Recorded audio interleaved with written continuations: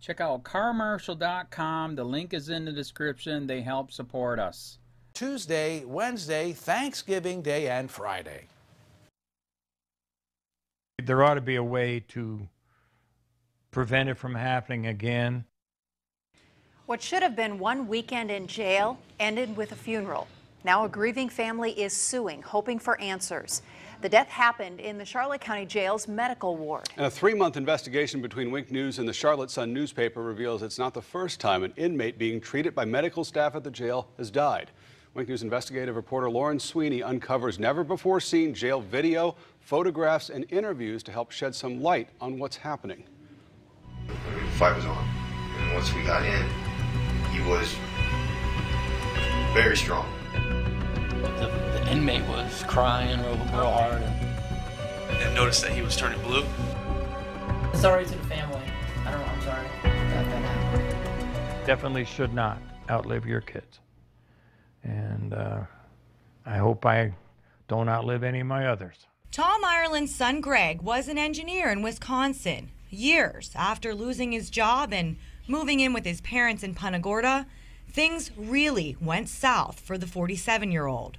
On August 22, 2015, Greg was arrested for driving under the influence. Even though he weighed 322 pounds, his blood alcohol level was 0.314, nearly 4 times the legal limit. I had to bail him out on Monday and he'd be done. Deputies first brought Ireland to a hospital where he was diagnosed with alcohol abuse and a potassium deficiency. He left with a prescription, but after he was booked into the medical wing at the Charlotte County Jail, no one gave him that medication or anything used to detox from alcohol. The physical withdrawal from those chemicals can cause death. And that's what the medical examiner listed as the official cause of death: natural causes due to withdrawal from alcohol. I don't think it was at all natural. I poured through hundreds of audio interviews, photos, videos, and documents examining in-custody deaths at the Charlotte County Jail. There have been 5 in the past 5 years. And Ireland's death was the second in the medical wing due to withdrawal from alcohol. A homeless man arrested for panhandling died in 2013 after being put in a restraint chair for hours. Person is not in a correct mental and physical state, they may be wanting to comply but just not able to, and they may not even be able to verbalize it. Addiction therapist Robert Robb says he's not surprised by what we hear deputies and inmates describe in these recorded interviews. He gave several orders. He was non-compliant throughout, and then when he took the step, that's when I felt that it was escalating to the point where I needed to defend myself. He said, "I can't get on my back." And I heard the taste go off. The interviews and surveillance video we're showing was all part of an internal investigation into Ireland's death. Once we went hands-on, made physical contact with him, he became very, very aggressive. I could hear punches tight, I could hear hits, and I could hear the taser, and then I heard somebody being picked up more than one time and slammed on the concrete. 12 minutes into the ordeal, deputies say he became unresponsive, and they asked a nurse to check him out. I asked him if he knew his name, and he told me his name was Ireland. And I tried to put the pulse ox on his finger, but he was very aggressive. At this point, it had been 2 days since Ireland was diagnosed with alcohol abuse. But records show it wasn't until after this encounter with deputies that medical staff ordered a detox drug, which they never ended up administering. While that's going on, the video shows multiple bright flashes as deputies surround Ireland. Records show they used a taser on him a total of 9 times. Was he still kind of rolling or like a squirming? Inchworm type. So he's still squirming. He kept breaking the restraints loose, yeah. Deputies claim a morbidly obese Ireland continued to fight as they moved him. But the inmate in the cell next to him tells a different story.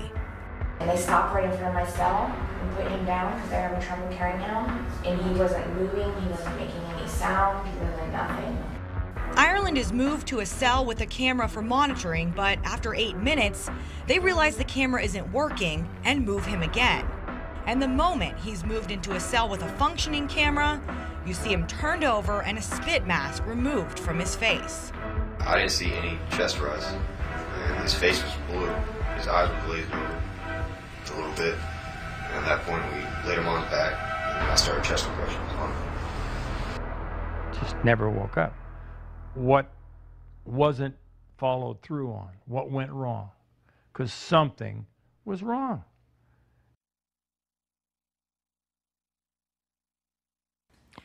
Tom Ireland has since filed suit against the Charlotte County Sheriff, the deputies involved, the medical contractor for the jail, Corazon Health, and its employees. There's been no response yet to that lawsuit, and no one involved in any of these deaths was charged with a crime or policy violation. But the Sheriff's Office did change how it checks on inmates and restraints after the 2013 death. I reached out to everyone, but no one would comment except the healthcare contractor. They gave us a statement explaining that their staff follows standards that are recognized by the medical profession and the courts as the benchmark for care at prisons and jails. All right, Lauren, thank you. This was a joint project with the Charlotte Sun newspaper. You can read the story in today's edition of The Sun or on their website.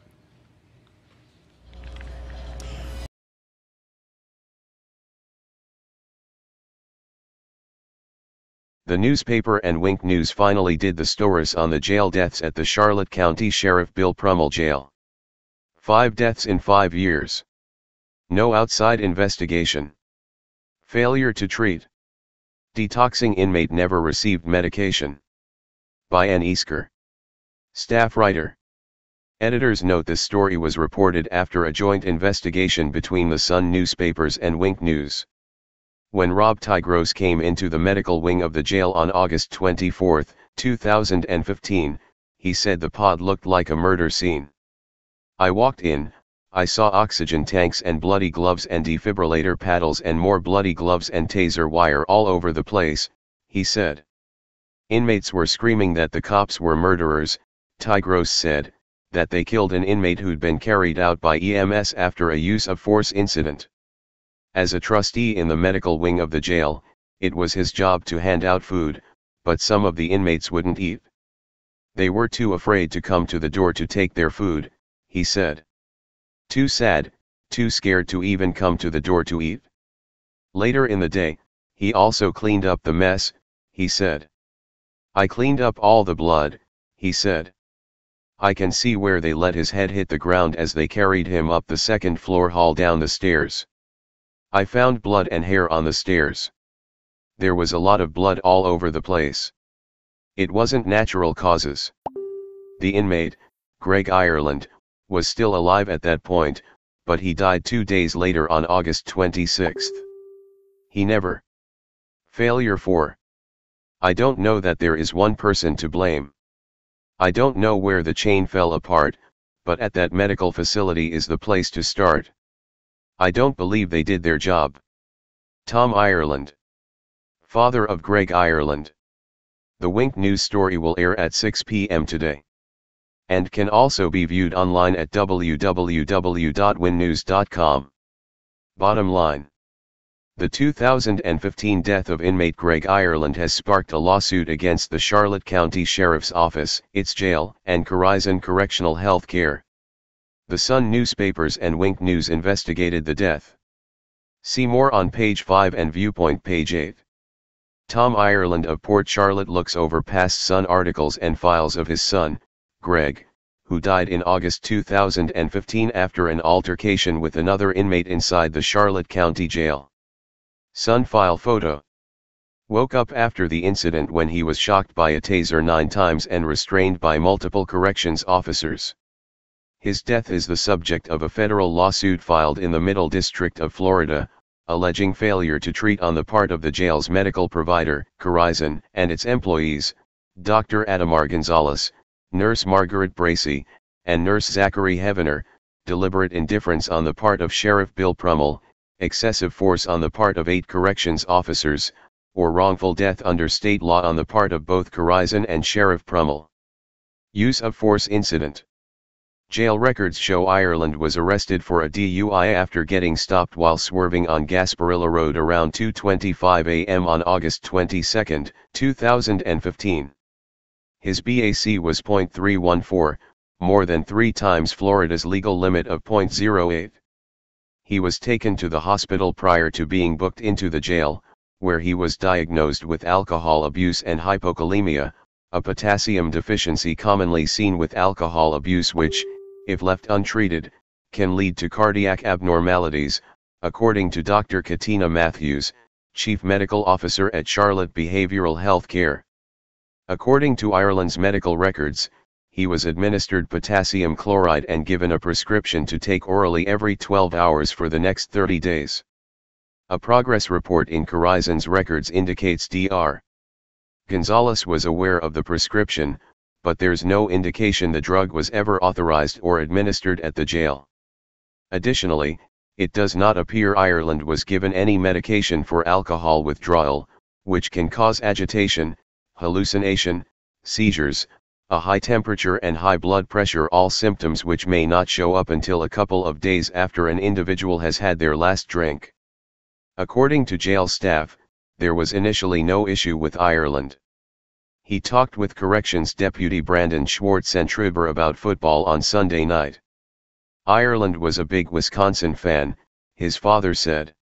He often went to games with his brothers and watched them on television while he lived with his parents in Florida. But around 11 p.m.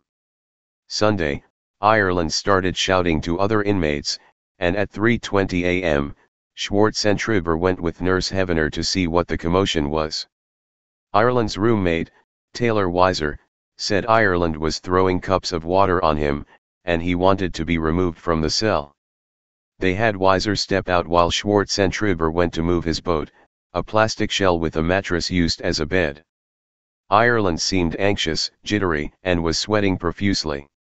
Schwartzentruber said he refused to comply with orders to sit down and instead shoved the boat at him. When Ireland stepped toward him in what he considered an aggressive manner, he deployed his taser.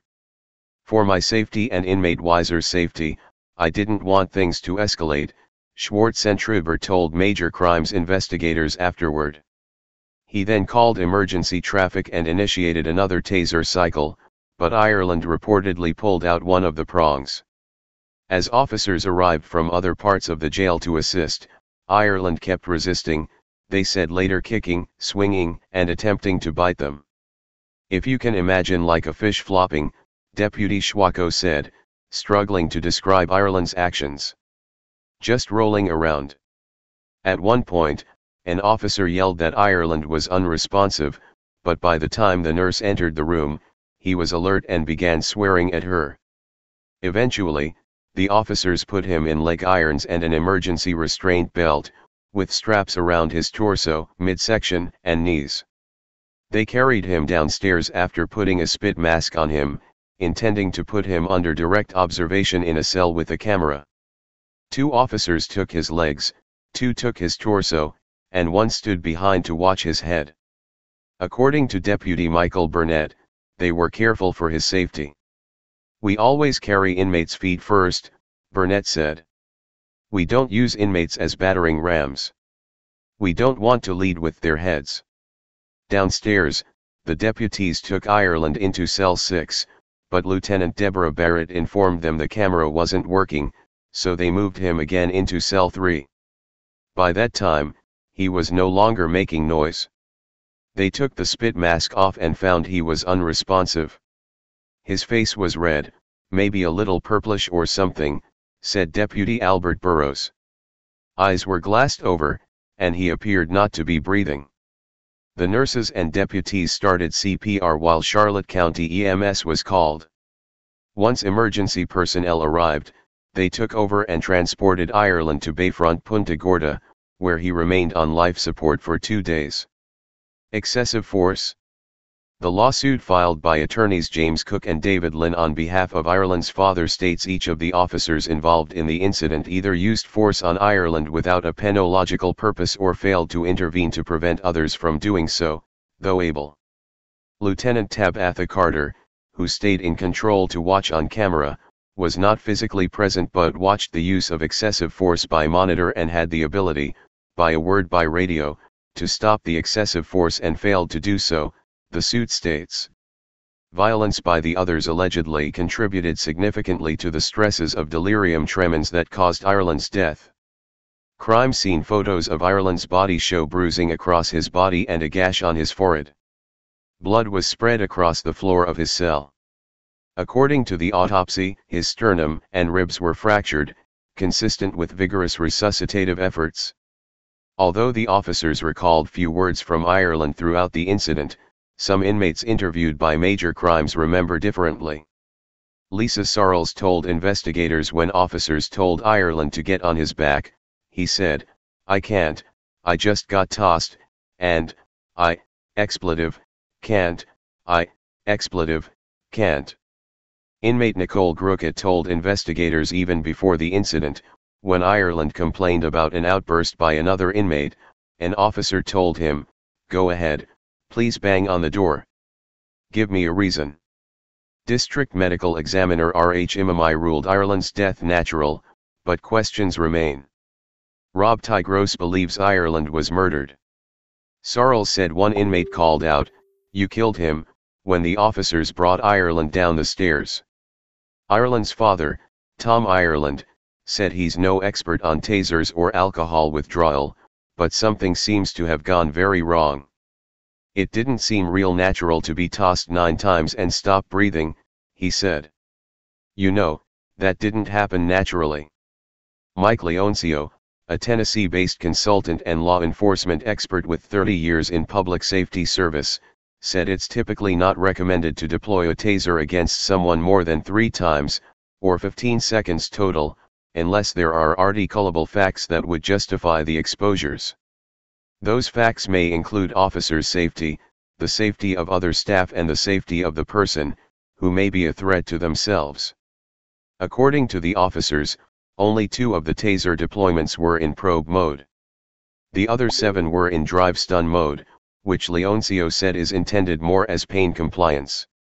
"It's very localized, it's very painful," Leoncio said.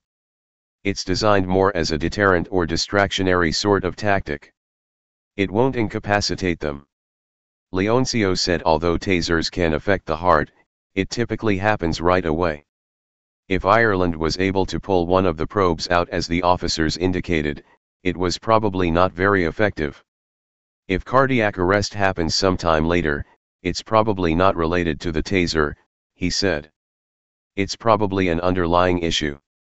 That's not saying the taser couldn't have exacerbated an underlying problem, but typically it affects the heart immediately." Dr. Imamai's autopsy opinion is consistent with Leoncio's expertise. The report states Ireland was awake and vocal, although still disoriented, following the taser applications, so it seems unlikely that the taser applications were the cause of his sudden cardiac arrest. Ireland's cause of death is reported as complications of withdrawal due to acute and chronic ethanol abuse with liver disease and heart disease contributing. Failure to treat. During the use of force incident, Nurse Heavener called Dr. Gonzalez 4 times, according to the death investigation. She did not pick up the phone, and he couldn't leave a voicemail because her inbox was full. He did eventually get in touch with another doctor, who prescribed the detox protocol Valium, but Ireland was taken to the hospital before it was given to him. Prior to that, he appears to have been given no medication at the jail. Without treatment, individuals in delirium tremens have a 35% chance of death, according to Dr. Matthews. Both Nurse Bracey and Nurse Heavener were authorized to administer the potassium prescription, according to the suit, but they did not do so. The failure to administer Ireland's prescription is part of what the suit calls a general corporate custom and practice of delaying and minimizing medical treatment to prisoners under its care. It states Corizon typically delays for days the administration of medication already prescribed to inmates entering the jail in order to save on medication costs. The lawsuit also states Corizon short-staffs medical positions at the jail so staff are unable to pay the necessary degree of attention to the medical needs of the prisoners and hires doctors at a lower cost by making low demands on the employee doctors in terms of physical presence at the jail or accessibility on call, so doctors have a less demanding practice or maintain other practices. Corizon would not consent to an interview, but Director of External Affairs Martha Harbin provided Corizon's detox protocol, which states individuals who drink every day are put on a Valium protocol, while those who drink 4 or more times a week are put on observation and started on Valium if they show severe symptoms. Ireland's intake sheet indicated he drank 3 to 4 drinks every other day. Harbin also provided the following statement: Corizon health doctors and nurses have the same training and follow the same clinical practices as doctors and nurses who care for the general public. In addition, our clinicians follow the rigorous standards established by the National Commission on Correctional Health Care, which was created by the American Medical Association and sets the standards recognized by the medical profession and the courts as the benchmark for establishing and measuring a correctional health services program. In fact, the Charlotte County Jail is accredited by the NCCHC and received a 100% score on its last reaccreditation inspection. However, due to a number of considerations, patient privacy and employee safety foremost among them, we will not subject one of our nurses to a media interview. Outliving a child. For Tom Ireland, the lawsuit isn't about money. It's about holding someone accountable. I don't know what all was wrong, Tom said at his home in South Gulf Cove. I think something was wrong, no question. There ought to be a way to prevent it from happening again. For him and his wife, the incident began around 1 p.m. on Saturday when they got a call from Greg, saying he was in jail for a DUI. They needed $5,000 cash to get him out on bond, and banks had already closed, so they told him he'd have to stay there over the weekend. On Monday, Tom got the money and called to find out where to take it. Instead, he was told there'd been an incident. We knew very little except there had been an incident, he said. And that he had stopped breathing and they had resuscitated him, and he was in the hospital. Eventually, hospital staff said Ireland wasn't coming back and asked for permission to remove life support. Tom agreed. It hasn't been easy. Parents shouldn't outlive their children, he said. I hope I don't outlive any of the others. Tom said he doesn't know much about alcohol withdrawal, and he can't say whether it was necessary to tase his son, but it seems somewhere in the system, something failed. I don't know that there is one person to blame, he said. I don't know where the chain fell apart, but at that medical facility is the place to start. I don't believe they did their job, at least from what I see, that they took their responsibility to heart. He said Sheriff Prummell may have nothing to do with it, but he was the head of the organization and knows who he contracts with and who is responsible. The lawsuit states Prummell short-staffed the jail and turned a blind eye toward unqualified or marginally qualified officers who pick fights with inmates or use disturbances as training opportunities or opportunities to take out work-related frustrations. As to Corizon, the suit states Prummell was aware that Corizon had a long-standing and widespread pattern of abuses at his jail and across the country. Prummell and his staff would not comment on the case due to the pending litigation. I'd just like to understand what wasn't followed through on, what went wrong, because something was wrong, Tom said. For the kid, the 47-year-old kid, to go off the deep end in the middle of the night, what could have prevented that? Could what the hospital prescribed, if it had been followed through on, would it have evened things out and prevented the outburst? I don't know what the detox levels are and what they bring about, but this is what it looked like to me. It could have been mitigated somehow. Email, aeasker@sun-herald.com. Charlotte County Sheriff Bill Prummell provided a public tour of the jail after several incidents. Sun photo by Michelle Haskell. Crime scene photo of Ireland's cell after the incident. Photo provided by CCSO. G. Ireland. Hey Charlotte County, this is Charlotte County COPWATCH, and I wanted to explain what fair use is. You can use pieces of news articles if you're doing it for news reporting, you have commentary, and you're doing it for education purposes. So that's what fair use is, as you can see right here. Another reason why I wanted to make this video is to let you know I have just joined with Patreon. A nice thing with Patreon, I make no money on YouTube. They took the money away years ago. And so this is another way to give, and it's a nice thing too because you can give monthly. You can give $1, $5, $10, whatever. I do 4 to 5 hours a day on trying to wake the sheep up on how corrupt it is and different ways that you can fight the corruption. So Patreon is a way that you can do it, and then of course the old way is still there. Donate to Sheriff County Cop Watch with PayPal or credit card. So keep that in mind. 4 to 5 hours a day. I make no money, but the corruption happened to me and I'm sick of it, so I'm trying to wake people up. But my wife would love it if some, if we could get some help out there. There's 47,000 subscribers. Just think if each one of you subscribers just gave a, let's say, actually, yes, $1 a month. 47,000 subscribers gave $1 a month. That would be awesome. That's not going to happen. But anyways, that would be great if it did happen. But, do the math in your head. Just think about it. Like I said, 4 to 5 hours a day. I get no money from YouTube. YouTube has gone nuts. You can't do anything anymore. They're taking the money away everywhere. So these are a couple different ways that you can still help out with all this time that I put in. And as you know, I'm in a special situation where, at least I can do it, 4 to 5 hours a day. We have a cleaning company during the day. That's what allows me to do this, and we're debt-free. So this is my hobby. I don't go fishing and all that other crap. I try to save the world.